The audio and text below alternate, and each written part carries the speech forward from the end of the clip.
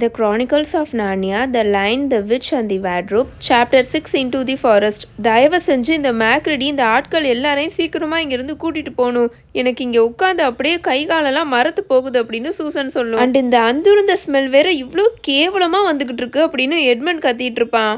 இங்கே இருக்கிற கோட்ஸில் இருக்கிற பாக்கெட்ஸ் ஃபுல்லாக அதுவாக தான் இருக்கும்னு நினைக்கிறேன், பூச்சி வராமல் இருக்கிறதுக்கு அப்படின்னு சூசன் சொல்லிட்டு இருக்குமா. எனக்கு பின்னாடி ஏதோ நீட்டிட்டு இருக்கிற மாதிரி இருக்குது அப்படின்னு பீட்டர் சொல்வான். அண்ட் இங்கே ஒரு மாதிரி கோல்டாக இல்லை அப்படின்னு சூசன் கேட்கும். ஆமாம், இங்கே கோல்டாக இருக்கிற மாதிரி தான் இருக்குது. அண்ட் இருங்க, இங்கே ஈரமாக இருக்கிற மாதிரி இருக்குது. இந்த இடத்துல என்ன இப்படி இருக்குது? நான் ஈரத்தில் உட்காந்துருக்கிற மாதிரி இருக்குது. இருக்க என்ன ரொம்ப ஈரமாயிட்டே இருக்குது அப்படின்னு பீட்டர் இப்போ எந்திரிச்சிட்டு இருப்பானா. நம்ம வெளியே போகலாம், அவங்க இந்நேரம் போயிருப்பாங்க அப்படின்னு எட்மண்ட் சொல்வான். ஊஹூ அப்படின்னு சூசன் இப்போது சடனாக கத்தும். எல்லாருமே என்னாச்சுன்னு சூசனை திரும்பி பார்ப்பாங்க. நான் மரத்துக்கு பக்கத்தில் உட்காந்துருக்கேன், இங்கே பாருங்கள், இங்கேருந்து வெளிச்சம் வருது அப்படின்னு சூசன் சொல்லுமா. ஆமாம், நீ சொல்கிறது சரிதான், அங்கே பாருங்க, அங்கே ஃபுல்லாக மரமாக இருக்குது, அங்கே பாருங்க. அண்ட் இந்த ஈரமானது இது ஸ்னோ. லூசியோட காட்டுக்குள்ளே ஒரு வழியாக வந்துட்டோம்னு நான் ஏன் நினைக்கிறேன் அப்படின்னு பீட்டர் கேட்பான். அண்ட் அங்கே மிஸ்டேக்கே இல்லை, அந்த 4 பிள்ளைங்களும் நல்ல ஒரு வின்டர் மார்னிங் ஒரு இடத்துல நின்றுட்டுருப்பாங்க. அவங்களுக்கு பின்னாடி கோட்ஸாக தொங்கிட்டு இருக்கும். அவங்களுக்கு முன்னாடி மரத்தில் ஃபுல்லுமே ஸ்னோவாக கவர் ஆகிருக்கும். பீட்டர் வேகமாக லூசியை திரும்பி பார்ப்பான். நான் உன்னை நம்பாமல் இருந்ததுக்கு என்னை மன்னிச்சுக்கோ லூசி, ஐம் சாரி, நீ என்னோட கைகளை குலுக்குவியா அப்படின்னு அவன் கேட்பான். அஃப்கோர்ஸ் அப்படின்னு லூசி சொல்லிட்டு பீட்டருக்கு கை கொடுக்கும். அண்ட் நவ் அடுத்து நம்ம இப்போ என்ன பண்ணலாம் அப்படின்னு சூசன் கேட்கும். என்ன பண்ணலாமா? அஃப்கோர்ஸ் இந்த காட்டை போய் சுற்றி பார்க்கலாம் அப்படின்னு பீட்டர் சொல்வான். இங்கே ரொம்ப கோல்டாக இருக்குது, நம்ம அங்கே தொங்குற அந்த கோட்ஸை போட்டுக்கலாம் அப்படின்னு சூசன் சொல்லும். அதெல்லாம் நம்மளோடது கிடையாது அப்படின்னு பீட்டர் ஒரு மாதிரி டவுட்ஃபுல்லாக சொல்வானா. கண்டிப்பாக யாரும் அதை கண்டுக்க மாட்டாங்க அப்படின்னு சூசன் சொல்லும். நம்ம என்ன அதை அந்த வீட்டை விட்டா வெளியில் எடுத்துகிட்டு போகிறோம், இந்த வேர்ட்ரோப்குள்ளே இருக்கிற இடத்துக்கு தானே எடுத்துகிட்டு வரோம் அப்படின்னு அது சொல்லுமா. ஆமாம், நீ சொல்கிறதும் கரெக்ட் தான், இந்த ஹோல் நாடே இந்த அலமாரிக்குள்ளே தானே இருக்குது அப்படின்னு பீட்டரும் சொல்வான். அவங்க எல்லாரும் சூசன் சொன்ன மாதிரியே அந்த அலமாரிக்குள்ளே இருக்கிற கோட்ஸ் எடுத்து மாட்டிப்பாங்களா. அந்த கோட்ஸ் அவங்களுக்கு ரொம்பவே நீளமாக இருக்கும், அவங்களோட ஹீல்ஸ் வரைக்கும் தொங்கிட்டு இருக்குமா. அது அவங்களுக்கு கோட்ஸ் போட்ட மாதிரி இருக்காது, நல்ல பெரிய ராயல் ரோப்ஸ் போட்ட மாதிரி தான் இருக்கும். ஆனால் அவங்களுக்கு அந்த இடத்துல அதை போட்ட உடனே நல்லாவே வார்மாக இருந்தது. அந்த லேண்ட்ஸ்கேப்க்கு ஏற்ற சூட்டபிளான கெட்டப்பில் இருக்கிற மாதிரி தான் இருக்கும் அவங்களுக்கே அவங்கள பார்க்க. நம்ம எல்லாரும் ஆர்டிக் எக்ஸ்ப்ளோரர்ஸ் மாதிரி ப்ரிட்டன் பண்ணிக்கலாம் அப்படின்னு லூசி சொல்லும். நம்ம ப்ரிட்டன் பண்ணாமே இது வேற லெவல் எக்ஸைட்டிங்காக தான் இருக்க போகுது அப்படின்னு பீட்டர் சொல்லிட்டு அவங்க எல்லாரையும் கூப்பிட்டுட்டு அவன் முன்னாடி அந்த காட்டுக்குள்ளே நடந்து போவான். மேகங்கள்லாம் நல்லா மேலே ஹெவியாக டார்க்காக இருந்ததா, பார்க்குறதுக்கு நேற்று நைட்டு நல்லா ஸ்னோஃபால் ஆயிருந்திருக்கும் போல் அப்படிதான் இருந்தது பார்க்க. நம்ம ஏன் இன்னும் கொஞ்சம் லெஃப்ட் சைடை பார்த்து போகக்கூடாது, அங்கே இருக்கிற லேம்ப் போஸ்ட்டை நோக்கி அப்படின்னு இப்போ எட்மண்ட் கேட்பானா. அவன் இவங்க எல்லாருக்கிட்டையும் இந்த காட்டுக்குள்ளே அவன் இதுக்கு முன்னாடி வந்ததே இல்லை அப்படின்னு தானே போய் சொல்லியிருப்பான்.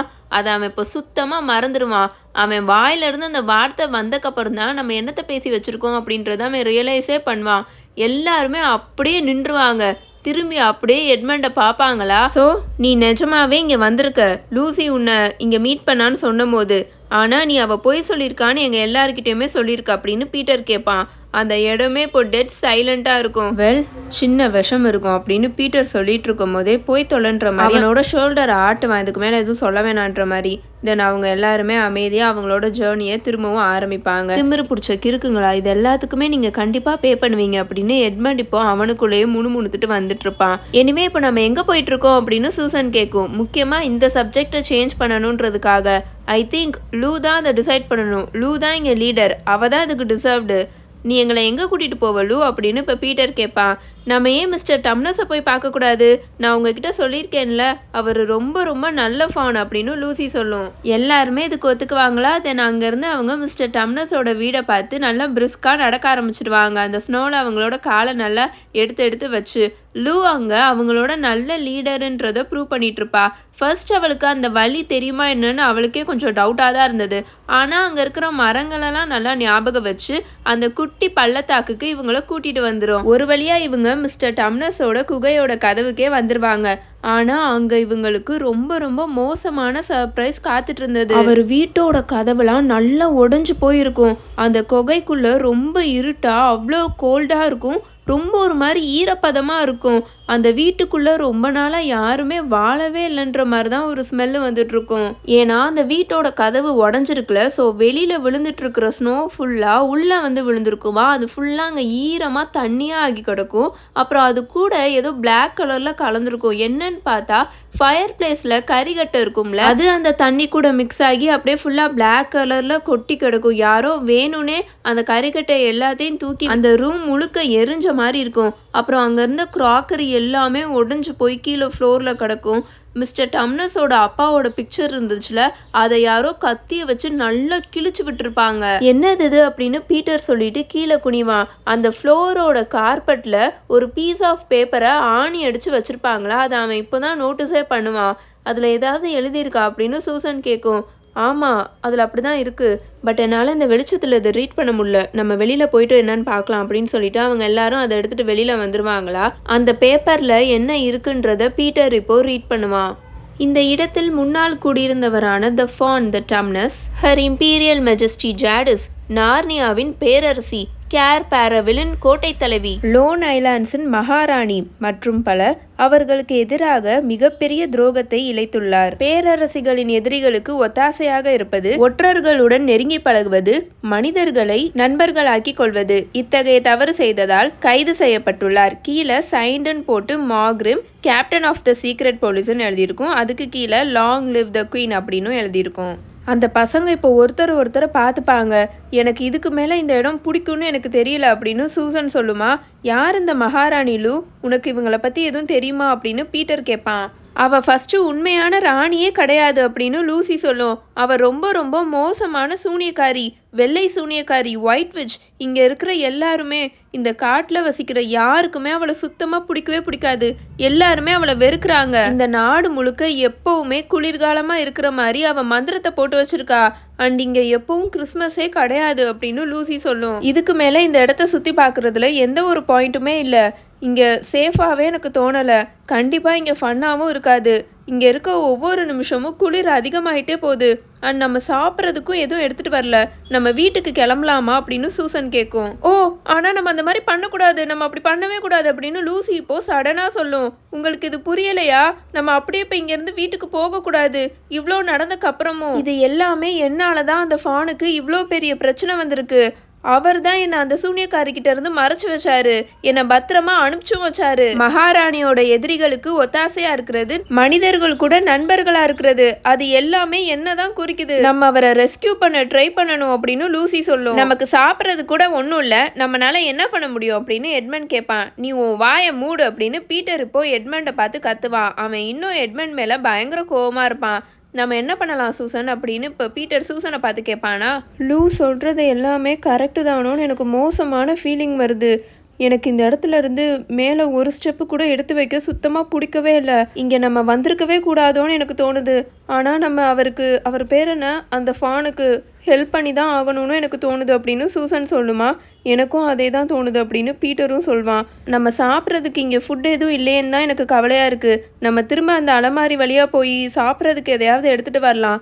ஆனால் நம்ம ஒன்ஸ் அது வழியாக போயிட்டோம்னா திரும்ப நம்மளால இந்த நாட்டுக்குள்ளே வர முடியுமா என்னன்னு எனக்கு தெரியல அப்படின்னு பீட்டர் சொல்லிட்டு இருப்பானா. எனக்கும் அதே தான் தோணுது அப்படின்னு லூசியும் சூசனும் சேர்ந்தே சொல்லிட்டு இருப்பாங்க. பாவம், அந்த ஃபானை எங்கே அடைச்சி வச்சிருக்காங்கன்னு நமக்கு தெரியல அப்படின்னு பீட்டர் சொல்லிட்டு இருப்பானா. அடுத்து என்ன பண்ணலான்னு அவங்க எல்லாரும் யோசிச்சுட்டு இருக்கும் போது லூசி சடனா, அங்கே பாருங்க ராபின் பறவை. நான் இந்த காட்டுக்கு வந்ததுலேருந்து இப்போதான் முதல் தடவையாக ஒரு பறவையே பார்க்குறேன். நார்னியாவில் இருக்க பறவைகள் பேசுமா என்ன? அதை பார்த்தா அது நம்மக்கிட்ட ஏதோ சொல்ல வர மாதிரி இருக்குது அப்படின்னு சொல்லிட்டு லூசி அந்த ராபின் பறவைக்கிட்ட போகும். ப்ளீஸ் மிஸ்டர் டம்னஸை, அந்த ஃபானை எங்கே தூக்கிட்டு போயிருக்காங்கன்னு உனக்கு தெரியுமா? அதை உன்னால் எங்ககிட்ட சொல்ல முடியுமா அப்படின்னு லூசி அந்த ராபின் பறவைக்கிட்ட கேட்கும். லூசி இப்படி அந்த பறவைக்கிட்ட போய் கேட்ட உடனே அந்த பறவை பறந்து போய் பக்கத்தில் இருக்கிற மரத்தில் உட்காந்து இவங்களை நல்லா உத்து பார்க்கும். பட் மூவியில் இந்த சீன்ஸ்லாம் வேற மாதிரி வருங்க, உங்களுக்கு ஞாபகம் இருக்குன்னு நினைக்கிறேன். லைக் லூசி பேசுறது அதுக்கு நல்லா புரியுதுன்ற மாதிரி. இப்போ அந்த 4 பசங்களும் தன்னை அறியாமையே அந்த பறவை இருக்கிற மரத்துக்கு 2 ஸ்டெப் பக்கத்தில் போய் நிற்பாங்க. அதை பார்த்த உடனே அந்த ராபின் பறவை அடுத்த மரத்தில் போய் உட்காந்துட்டு இவங்களை நல்லா உத்து பார்க்கும். எனக்கு என்னமோ அந்த பறவை அதை நம்மளை ஃபாலோ பண்ண சொல்லுதுன்னு நான் நினைக்கிறேன் அப்படின்னு இப்போ லூசி சொல்லும். எனக்கும் அதே தான் தோணுது. உனக்கு என்ன தோணுது பீட்டர் அப்படின்னு சூசன் கேட்கும். வெல், அப்போ நம்ம அதையும் ட்ரை பண்ணுவோம் அப்படின்னு பீட்டர் சொல்வான். இதை எல்லாத்தையுமே அந்த ராபின் பறவை நல்லா புரிஞ்சுக்குச்சு போல. ஏன்னா அது இப்போ மரத்துக்கு மரம் தாவி போய் உட்காந்துட்டே இருக்கும் இவங்களுக்கு ஒரு ஃபியூ யார்ட்ஸ்க்கு முன்னாடி. ஆனா இவங்க அதை நல்லா ஈஸியா ஃபாலோ பண்ணணுன்றதுக்காக இவங்களுக்கு பக்கத்திலேயே தான் அது தாவி தாவி போயிட்டு இருக்கும்.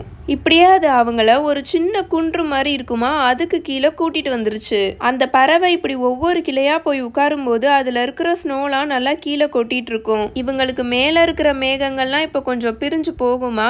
குளிர்காலத்துல தென்படுற சூரியன் வெளிச்சம் அந்த ஸ்னோ மேல ஃபுல்லா பட்டு அது நல்ல பிரைட்டா மின்னும். இப்படியே அவங்க கடந்த அரை மணி நேரமா நடந்து வந்துகிட்டு இருப்பாங்க. முன்னாடி சூசனும் லூசியும் நடந்து போயிட்டு இருப்பாங்க. பின்னாடி பீட்டரும் எட்மண்டும் நடந்து வந்துட்டு இருப்பாங்களா.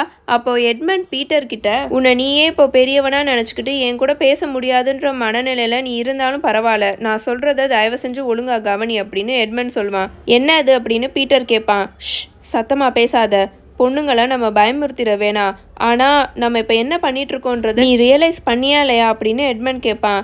என்னது அப்படின்னு பீட்டர் இப்போ ரொம்ப அமைதியாக கேட்பான். யாருன்னே தெரியாத ஒரு கைடை நம்ம ஃபாலோ பண்ணி போயிட்டுருக்கோம். அந்த பறவை எந்த சைடு இருக்குன்னு நமக்கு எப்படி தெரியும்? அது நம்மளை ஒரு ட்ராப்புக்கு இழுத்துட்டு போயிடுச்சுன்னா நம்ம என்ன பண்ண அப்படின்னு எட்மண்ட் ரொம்ப அமைதியாக பீட்டர் கிட்ட கேட்டுட்டு இருப்பான். இது ரொம்ப கேவலமான ஐடியாவாக இருக்கு. ஸ்டில் ராபின் பறவையை பற்றி உனக்கே நல்லா தெரியும். நான் ரீட் பண்ண எல்லா கதைகள்லையுமே ராபின் பறவைகள் நல்ல பறவைகளாக தான் இருந்திருக்குங்க. கண்டிப்பாக இந்த பறவை தப்பான சைடில் இருக்க சான்ஸே இல்லை அப்படின்னு பீட்டர் சொல்வான்.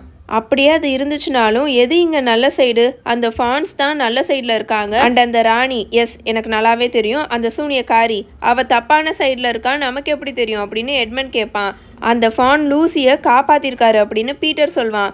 காப்பாத்திருக்காருன்னு அவர் தானே சொன்னாரு, அவர் அப்படி பண்ணாருன்னு நமக்கு எப்படி தெரியும்? அண்ட் இங்க இன்னொரு விஷயமும் இருக்கு. இங்க இருந்து திரும்ப எப்படி வீட்டுக்கு போகணும்னு நம்மள யாருக்காவது கொஞ்சமாவது ஏதாவது ஐடியா இருக்கா அப்படின்னு எட்மண்ட் கேட்பான். அட ஆமால, இதை பத்தி நான் யோசிக்கவே இல்லை அப்படின்னு பீட்டர் சொல்லுவான். சுத்தம், இன்னைக்கு நைட்டு நம்ம சாப்பிட்ட மாதிரி தான் அப்படின்னு எட்மண்ட் சொல்லுவான். இதோட சாப்டர் 6 இன்டூ த ஃபாரஸ்ட் கம்ப்ளீட்டாக முடிஞ்சிருச்சு. உங்களுக்கு இந்த வீடியோ பிடிச்சிருந்துச்சுன்னா மறக்காம லைக் பண்ணுங்க, மறக்காம கமெண்ட் பண்ணிருங்க. உங்க எல்லாரையும் chapter 7 A Day with the Beavers வந்து மீட் பண்றேன். Until then, bye bye tales by Minnie.